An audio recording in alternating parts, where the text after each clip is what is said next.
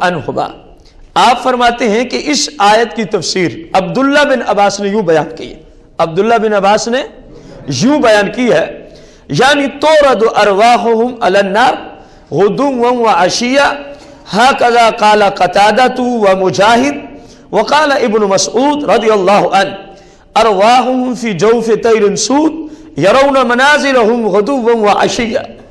یہاں پر نمبر 1 عبداللہ بن عباس، نمبر 2 حضرت قتادہ، نمبر 3 جناب حضرت مجاہد، نمبر 4 جناب حضرت عبداللہ بن عباس، حضرت عبداللہ بن مسعود، ان میں 2 جو ہیں یہ سرکار کے صحابی ہیں، عبداللہ بن عباس اور عبداللہ بن مسعود سرکار کے کیا ہیں؟ صحابی بھی ہیں اور صحابہ کے مفتی بھی ہیں، اور صحابہ کے کیا ہیں؟ مفتی بھی ہیں۔ آپ غور کریں، الحمدللہ جو عقیدہ ہے اہل سنت کا، وہی عقیدہ آج سے 1400 سال پیچھے تھا صحابہ اور اہل بیت کا۔ ہمارا عقیدہ ہے کہ قبر میں عذاب ہوتا ہے، قبر میں عذاب، اور یہ یاد رہے عذاب اسی کو ہو سکتا ہے جو زندگی والا ہو۔ کس چیز والا ہو؟ زندگی ہوتی ہے تو عذاب ہوتا ہے، زندگی ہوتی ہے تو۔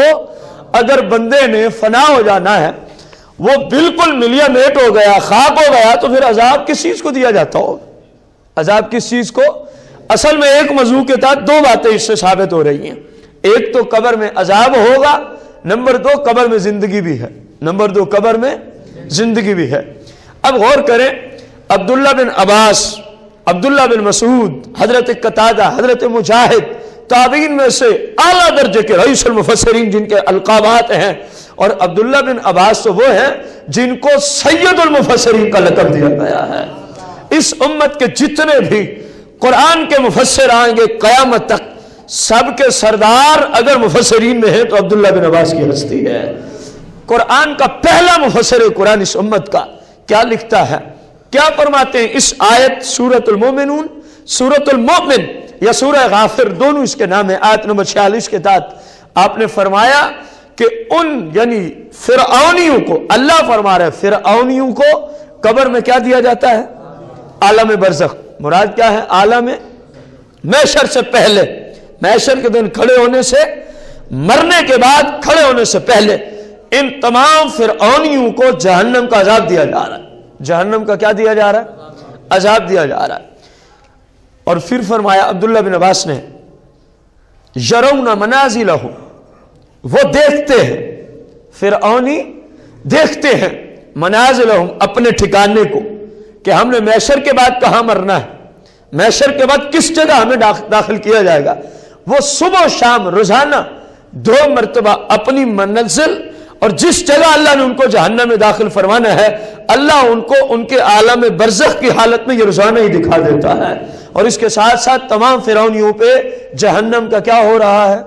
عذاب ہو رہا ہے۔ اور فرعونی اس وقت عالم برزخ میں ہے، فرعون اور اس کے حمیتی اس وقت کہاں ہیں؟ عالم، یعنی مرنے کے بعد اور محشر سے پہلے جتنا عرصہ ہے اس کو عالم برزخ کہتے ہیں۔ اس کو کیا کہتے ہیں؟ عالم برزخ کہتے ہیں۔ اور اسی کے تحت علامہ سمرقندی رضی اللہ تعالی عنہ نیچے جا کے لکھتے ہیں، والآیت، غور کرنا، والآیت تدل علی اثبات عذاب القبر۔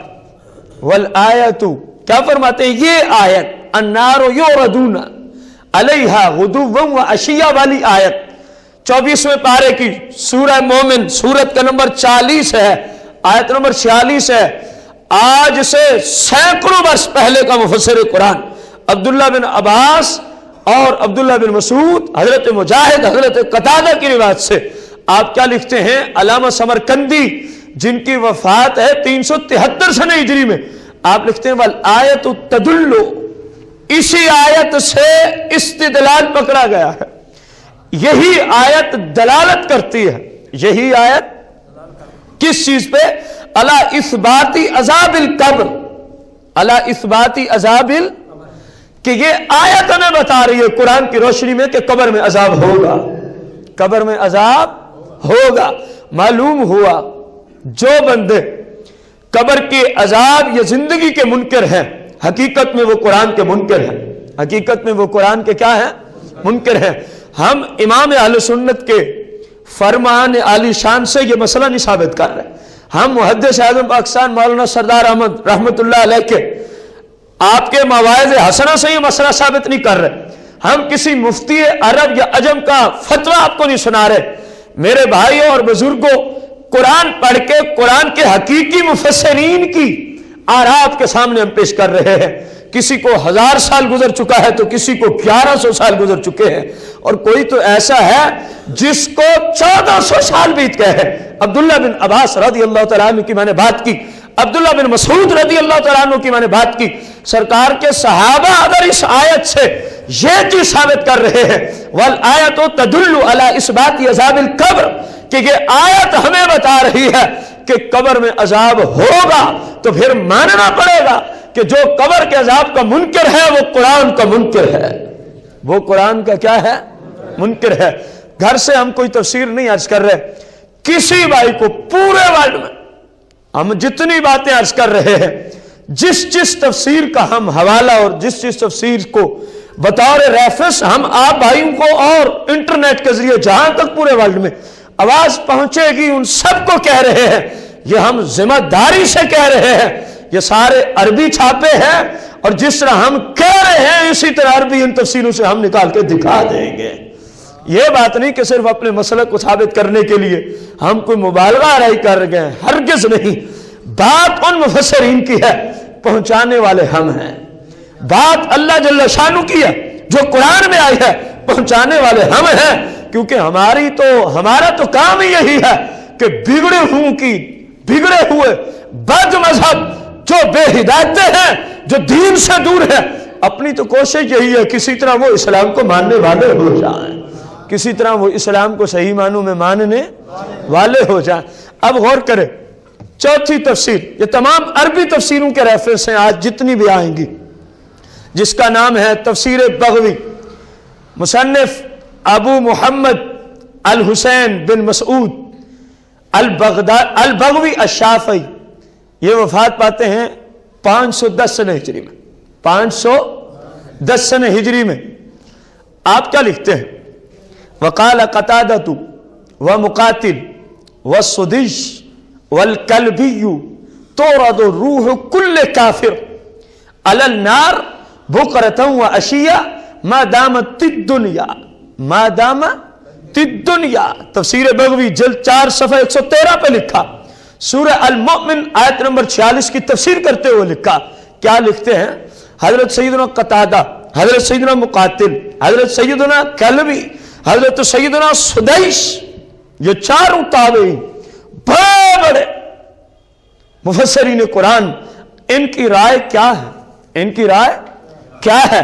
غور کریں، جن میں کچھ تابعی تو کچھ اگلے درجے کے مفسرین قرآن کیا کہتے ہیں کہ تورد روح کل کافر، ہر کافر کو پیش کیا جاتا ہے، ہر کافر کو کہاں؟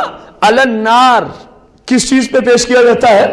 جہنم کی آگ پہ، جہنم کی آگ پہ، بکرتم و عشیہ، صبح ہے اس کافر کی عالم برزخ میں تب بھی وہ جہنم میں جلتا ہے، اگر شام ہے تو کافر تب بھی کتنی دیر تک جلے گا کافر اپنی قبر میں جہنم کے اندر؟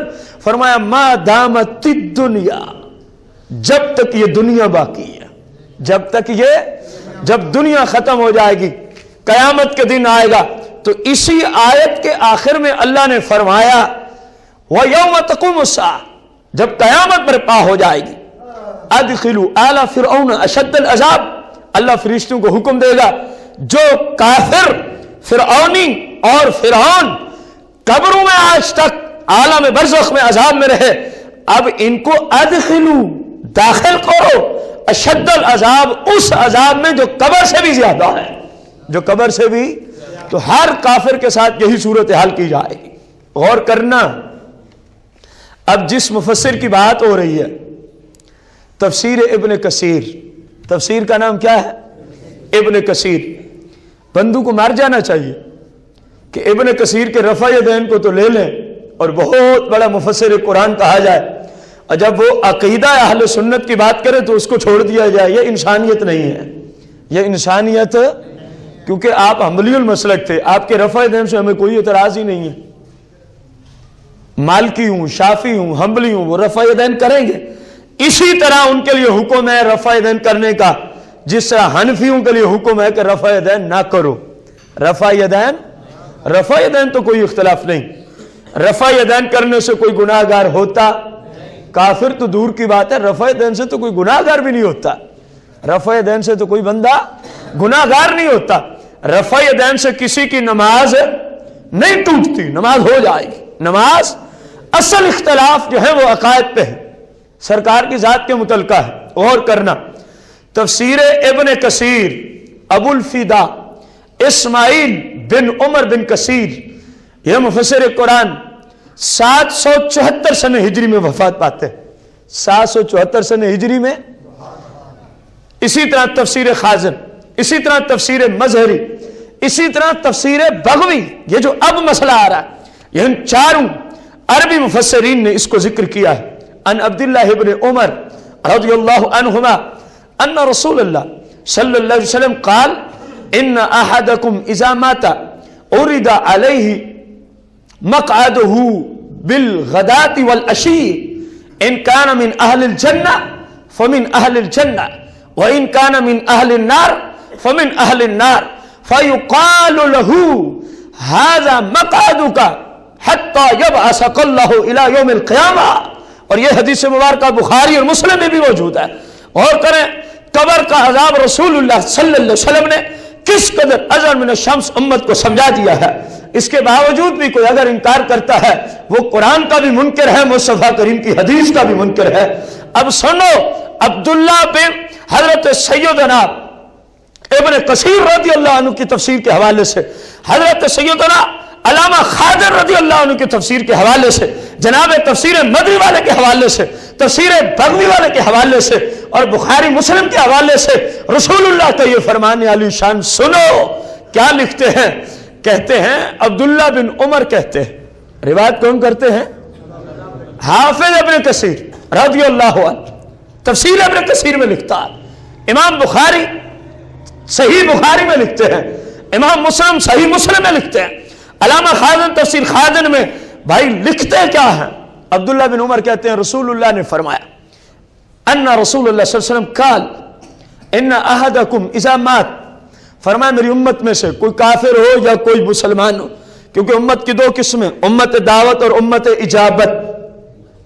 काफिर जो है ये उम्मत दावत में शामिल है, अलबत्ता वो उम्मत इजाबत में नहीं, क्योंकि उसने सरकार की दावत को कबूल नहीं किया, सरकार की दावत को, इस्लाम वाली दावत को कबूल नहीं किया। सरकार ने फरमाया जब भी इस उम्मत से कोई शख्स मर जाता है उरिदा अलैहि मक़अदुहु बिल गदाति वल अशीश, सुबह और शाम उसको उसका ठिकाना आलम बरज़ख यानी कब्र में दिखाया जाता है। किस तरह? इन कान मिन अहलिल जन्नह फमिन अहलिल जन्नह, अगर वो मुसलमान नेकोकार परहेजगार मुत्तकी हो तो उसकी कब्र में फिर जन्नत के बाग दिखाए जाते हैं, उसकी कब्र में जन्नत के बाग दिखाए जाते हैं। सरकार फरमा रहे इन कान मिन अहलिल जन्नह फमिन अहलिल जन्नह, अगर वो मरने वाला रसूलुल्लाह की शरीयत का बेहतर था, सरकार की शरीयत के मुताबिक अमल करता था, फरमाया अगर वो जन्नत वालों में से है फमिन अहलिल जन्नह, तो फिर उसकी कब्र में जन्नत के बाग उसको दिखाए जाते हैं। सरकार फरमाते हैं वह इन कान मिन अहलिन नार, और अगर वो दोज़ख वालों में से, अगर वो मसलन काफिर हो या मुस्लिम तो है लेकिन गुनाहगार मुस्लिम है, सरकार फरमाते हैं अगर वो अहलिन नार में से हो फमिन अहलिन नार, तो फिर उसकी कब्र में जहन्नम की आग को पेश किया जाता है। उसकी कब्र में किस चीज को पेश किया जाता है? उसकी कब्र को जहन्नम की आग का ईंधन बना दिया जाता है। अब वो जहन्नम में जलता है, अगर वो नेकोकार परहेजगार मुत्तकी सरकार का सच्चा गुलाम हो तो सरकार ने फरमाया कब्र उसकी होती है, रब जन्नत का बाग बना देता है, रब जन्नत का। आज की बात कदरे मुश्किल है, क्योंकि ये सिर्फ कुरान और अरबी मुफस्सिरीन दलाइल की रोशनी में कलाम है। अगले जुमे की, मजीद उससे अगले जुमे की वो बात जो है वो हर आम बंदे की समझ में आने वाली होगी, वो होगी अहादीस और वाकयात की रोशनी में। हदीस और वाकयात के कब्र में अजाब होता है तो किस तरह होता है और किस किस को होता है और कैसे होता है, यहां तो सिर्फ कुरान की रोशनी में क्या आ रहे हैं? दलाइल, ताकि मुनकरीन को समझ आए, کہ ہم نے تو قرآن کو چھوڑ رکھا ہے, ہم نے تو قرآن کو, وہ منکر جو عذاب قبر کا منکر ہے, جو عذاب قبر کا کیا ہے, منکر ہے. پھر سرکار نے فرمایا فَيُقَالُ لَهُ, پھر اس کو یہ بھی کہتے ہیں فرشتے اس قبر والے کو, جنت والا ہے تو قبر جنت کا باغ, اور جہنمی ہے تو قبر میں جہنم کا ایندھن اور جہنم کی آگ سے اس کی قبر کو تباہ برباد کر دیا جاتا ہے. سرکار فرماتے ہیں اس کے ساتھ ساتھ فَيُقَالُ لَهُ, فرشتے اس کو کہتے ہیں قبر والے کو ہَذَا مَقْعَدُكَ, یہی تیرا ٹھکانہ ہے, یہی تیرا ٹھکانہ ہے, حَتَّى يَبْعَثَكَ اللَّهُ إِلَى يَوْمِ الْقِيَامَةِ, جب تک محشر کا دن نہیں آتا اللہ تجھے قبر سے نکالتا نہیں, عالم برزخ سے عالم محشر کی طرف نہیں منتقل کرتا. اگر جنتی ہے تو اس وقت تک جنت میں مزے کرتا رہے, اگر جہنمی ہے تو اس وقت تک کافر ہونے کی صورت میں جہنم کے اندر جلتا رہے گا, جہنم کے اندر جلتا رہے گا. تفسیر ابن کثیر جلد 7 صفحہ 149 پہ یہی بات موجود ہے. تفسیر بغوی جلد 4 صفحہ 114 پہ یہی بات موجود ہے. تفسیر مدری جلد 8 صفحہ 261 پہ یہی بات موجود ہے. تفسیر خازن جلد 4 صفحہ 75 پہ یہی حدیث مبارکہ موجود ہے. میرے بھائی غور کر, اب کون سا تردد رہ گیا ہے؟ سرکار کا فرمانے علی شان ہے, صحابہ اس کو روایت کرنے والے ہیں, اور اتنے بڑے بڑے ائمہ نے اپنی کتب کے اندر عذاب قبر کے اس بات کے لیے اس حدیث کو پیش کیا ہے. اب بھی کوئی اشکال باقی ہے کہ قبر میں عذاب نہیں ہوتا؟ ہاں, اس کے لیے اشکال باقی ہے جس کے دل سے ایمان کی شمع اور ایمان کا نور بجھ چکا ہے. اس بے ایمان کو یہ دلائل کافی نہیں, کیونکہ اس نے اپنے آپ کو برباد کر دیا ہے. اس نے اپنے آپ کو کیا کر دیا ہے؟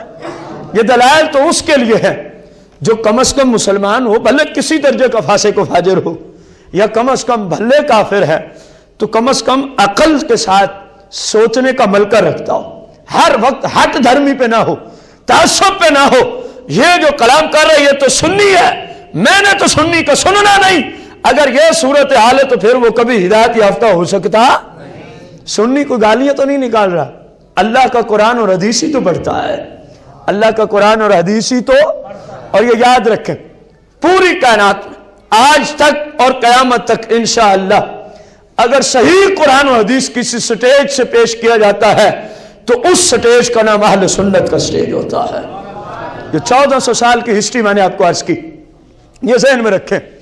اہل سنت ایک ایسا نام ہے جماعت کا جو سرکار کے زمانے سے چلا آ رہا ہے, جو سرکار مدینہ کے زمانہ سے چلا آ رہا ہے. اگلی تفسیر ہے تفسیر کبیر, تفسیر امام فخر الدین رازی ابو عبداللہ محمد بن عمر بن حسین, آپ وفات پاتے ہیں 606 سنہ ہجری میں, 606 سنہ ہجری میں. تفسیر کبیر جز 27 صفحہ 521 پہ آپ فرماتے ہیں اسی آیت کی تفسیر کرتے ہوئے, سورہ مومن کی آیت نمبر 46 کی تفسیر کرتے ہوئے, المسئلۃ الاولی, المسئلۃ آپ کی عادت ہے کہ چند مسائل ہوں تو اس کو عربی میں آپ ڈیوائیڈ کر لیتے ہیں, عربی زبان میں مسئلۃ الاولی, مسئلۃ الثانیہ, مسئلۃ الثالث, اس طرح کر کے آپ اسی آیت کے تحت فرماتے ہیں المسئلۃ الاولی. اس آیت کے تحت جو پہلا مسئلہ ہے وہ یہ ہے, جو پہلا مسئلہ ہے وہ غور کریں, 606 سنہ ہجری میں وفات پائی اور ہم بیٹھے ہیں 1436 سنہ ہجری میں. غور کریں, کئی سو سال پہلے کا عربی مفسر کیا لکھتا, جنہوں نے 32 جزوں پہ قرآن شریف کی عربی میں تفسیر لکھی ہوئی ہے. اللہ نے اتنا علم سے نوازا, قرآن شریف کو عربی میں جب تفسیر کی تو 32 جزوں پہ تفسیر کی ہے جو آج بھی مارکیٹ میں ملتی ہے, اور انہی 32 میں سے 27ویں جز سے ہم کلام کر رہے ہیں. کیا لکھتے ہیں, احتج اصحابنا بهذه الآیت علی اثبات عذاب القبر. فرماتے ہیں اے لوگو, یہ خود شافعی المسلک, فخر الدین رازی امام تفسیر کبیر والے شافعی المسلک, فرماتے ہیں احتج اصحابنا, ہمارے اصحاب نے یعنی شافعی المسلک جتنے ائمہ گزرے ان سب نے, کیونکہ عذاب قبر حق ہے, چاروں ائمہ کا اس پہ اتفاق ہے.